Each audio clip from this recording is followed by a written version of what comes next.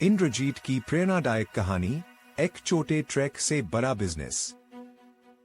क्या आपने कभी सोचा है कि एक छोटे से गांव का लड़का बिना पैसे के कैसे बड़ा बिजनेस बना सकता है?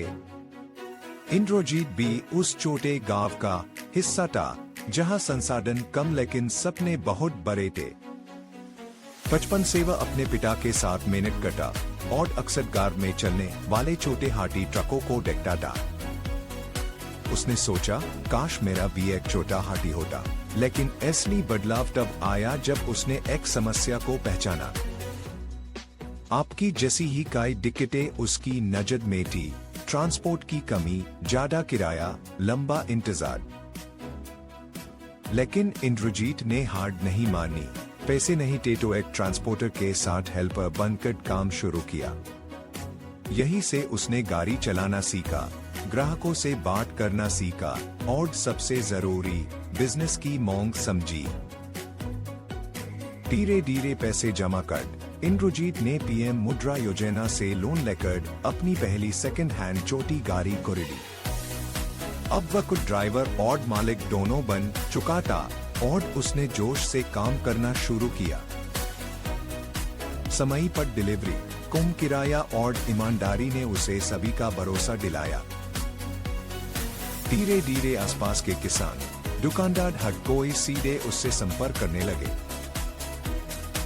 एक साल में उसने दूसरी गाड़ी खरीदी, फिर तीसरी और चौथी। अब उसके पास 4 गाड़ियां और एक ऑफिस था। इंद्रजीत का ब्रांड बन गया इंद्रजीत लॉजिस्टिक्स, 5 गांवों की सबसे बड़ी सीमेंट सर्विस। अब वह जीएसटी में रजिस्टर्ड है, डिजिटल पेमेंट लेता है और समय पर सेवा देने के लिए मशहूर है।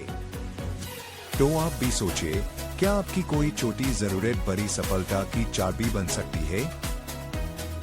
अगर आप रुकते नहीं, मेहनत करते रहते हैं और भरोसेमंद रहते हैं, तो कोई भी बाधा बड़ी नहीं होती। इंद्रजीत की कहानी हमें यही सिखाती है कि एक छोटा हाथी भी आपको ऊंचाई तक ले जा सकता है।